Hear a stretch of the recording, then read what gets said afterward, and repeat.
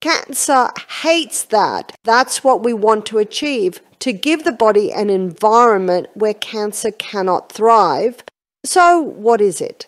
Did you know that cancer cells consume 15 times more glucose than normal cells? In this video, we will learn from Barbara about 9 acid-forming foods we should try to avoid to provide a healthy environment for our body to naturally protect against cancer and other diseases. As a reminder, let's quickly hear about why we should always maintain a healthy pH balance for our body. That pH of the human body is important because at different pHs, diseases grow, and at different pHs, it's very hard for disease to grow.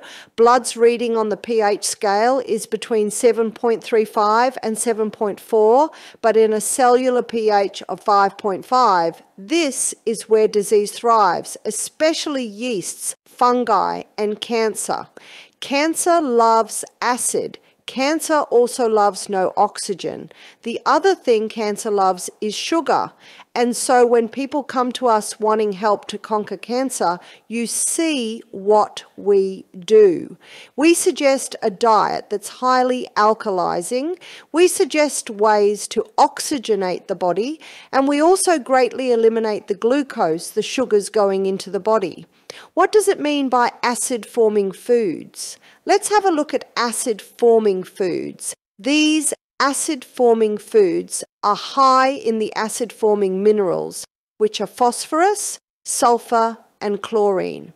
So what foods are high in phosphorus, sulfur, and chlorine? First is meat. This explains why Dr. Colin Campbell found he could turn cancer cells on and off like a switch by the amount of meat and dairy products he was giving the rats. Red meat and processed meat are the most common acidic foods in the Western diet. Red meat is high in protein and phosphorus, thus increasing the amount of acid in the diet. Next is wheat. The hybridization of wheat created a lot more of the acid-forming minerals. Since wheat is such an important ingredient in most of our diet, let's go deeper into the actual problem with wheat. The original wheat that God made is called einkorn, or some call it just einkorn, and that original wheat had a very fragile protein or gluten structure.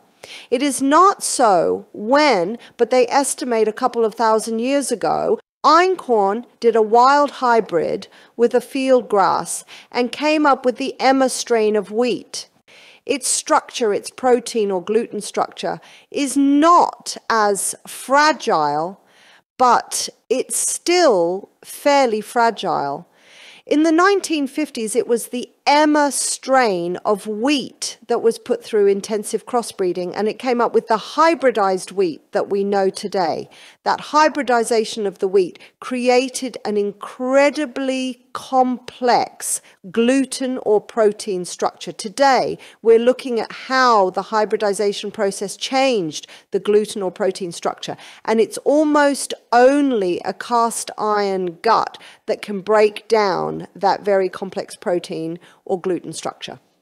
That explains why so many people are gluten intolerant today. By the 1990s, every pasta, every pizza, every biscuit, cake, cookie, donut, cereal, and bread is all made out of the hybridized wheat. You see, the farmers love it, and I don't blame them for loving it because they get 6 times more grain per acre.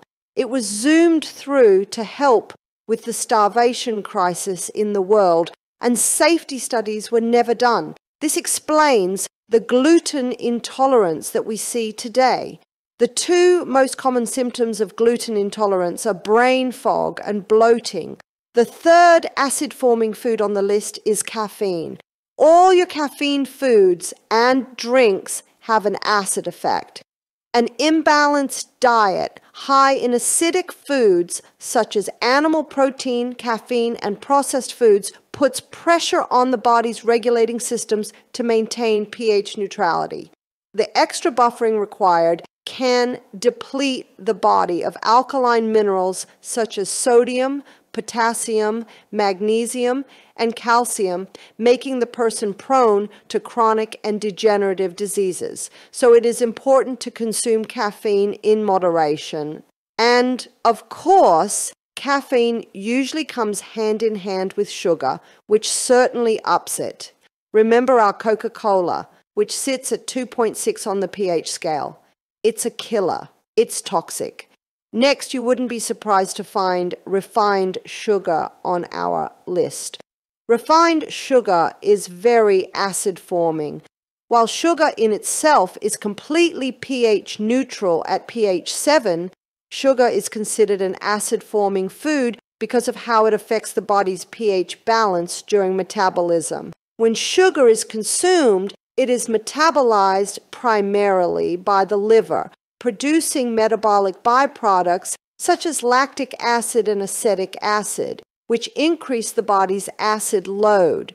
Additionally, sugar metabolism depletes alkaline minerals like calcium, magnesium, and potassium, which are essential for buffering and neutralizing acids. High sugar intake also stimulates insulin release, which can lead to the excretion of these minerals through urine, further contributing to acidity. Moreover, sugar alters the gut microbiome by promoting the growth of acid-producing bacteria, adding to the acid burden. Finally, sugar-induced inflammation produces acidic byproducts, exacerbating the overall acidic environment in the body. A surprising food you find on the list is aged cheese. What's the blue in the blue vein cheese? The blue in the blue vein cheese is mold. So the only cheeses that don't sit under that category are the cheeses that have probably a pH of 7, like your fresh cheeses, cottage cheese, ricotta. I'm not saying that they are okay, because usually they come from cows who have not been fed right or have chemicals in them. Dairy products are generally considered to be acid-forming foods. This classification is based on the concept of potential renal acid load, which measures the acid or alkaline effect of food on the body after digestion and metabolism. Foods that are high in protein and phosphorus, such as dairy products, tend to be acid-forming. When these foods are metabolized, they produce acidic compounds that must be neutralized or excreted by the body. This can lead to a higher acid load on the kidneys. Here are a few examples of how common dairy products are classified in terms of their acid-forming potential. Milk is slightly acid-forming. Cheese is moderately to strongly acid-forming, depending on the type. And yogurt is slightly acid-forming. It's important to note that the acid-forming or alkaline-forming properties of food do not necessarily indicate their health benefits or drawbacks. A balanced diet that includes both acid-forming and alkaline-forming foods is typically recommended for overall health. Next is alcohol. Alcohol is not a food, but it creates an acid environment in the body. Tobacco is not a food, but it also creates an acid environment in the body. Alcohol breaks down in the body to acetaldehyde, and acetaldehyde is a neurotoxin. We don't want a neurotoxin. A neurotoxin is a brain killer. So should you eliminate all acid-forming foods? The good news is that you don't have to avoid them altogether to maintain the 6.5 environment. We need to be consuming 20% acid-forming foods and 80%, 70 to 80% alkaline forming foods. I'm sure you're not surprised to hear me say that the 20% should come from grains, legumes, and nuts. Within these groups, many items are acid-forming foods. Grains, all your other grains, other than the grains that sit on the alkaline side. Legumes, all your other legumes, other than the lima, lentil, and soy nuts. And all your other nuts other than the almond and Brazil nut will have an acid effect.